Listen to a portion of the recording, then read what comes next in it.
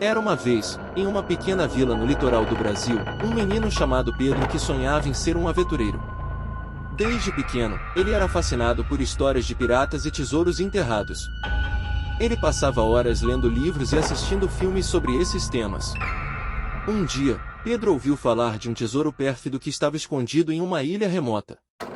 O tesouro era dito ser amaldiçoado, e aqueles que o procuravam eram frequentemente perseguidos por espíritos malignos. Pedro estava determinado a encontrar o tesouro, mesmo que isso significasse enfrentar a maldição. Ele vendeu todos os seus pertences e comprou um navio pequeno e velho. Em seguida, ele recrutou uma equipe de marinheiros e partiu para a ilha. A viagem foi longa e perigosa. O navio foi atingido por tempestades, e os marinheiros sofreram com doenças. Mas Pedro perseverou, e finalmente o navio chegou à ilha. A ilha era um lugar sombrio e misterioso. As árvores eram altas e retorcidas, e o ar estava cheio de um cheiro estranho. Pedro e sua equipe desembarcaram no navio e começaram a explorar a ilha. Eles logo encontraram uma ruína antiga. Pedro sabia que o tesouro estava escondido lá dentro, mas a entrada estava bloqueada por uma pedra enorme. Pedro e seus marinheiros trabalharam duro para mover a pedra, e finalmente eles conseguiram entrar na ruína.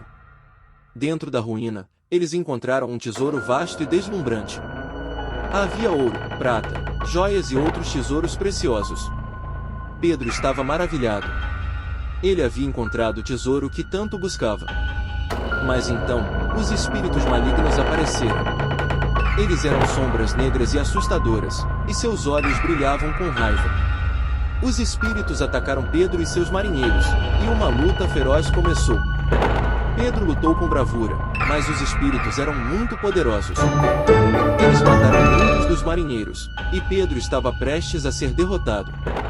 Mas então, Pedro lembrou-se de algo que havia lido em um livro sobre piratas.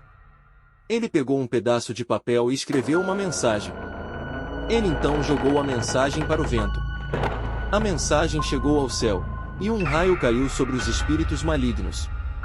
Os espíritos foram instantaneamente destruídos, e a batalha acabou. Pedro e os marinheiros restantes ficaram vivos, e eles foram capazes de levar o tesouro para casa. Pedro foi um herói, e sua história foi contada por anos. Pedro usou o tesouro para construir uma grande casa na sua vila. Ele também usou o dinheiro para ajudar os pobres e necessitados. Pedro viveu uma vida longa e feliz, e ele nunca esqueceu a aventura que o levou a encontrar o tesouro perdido.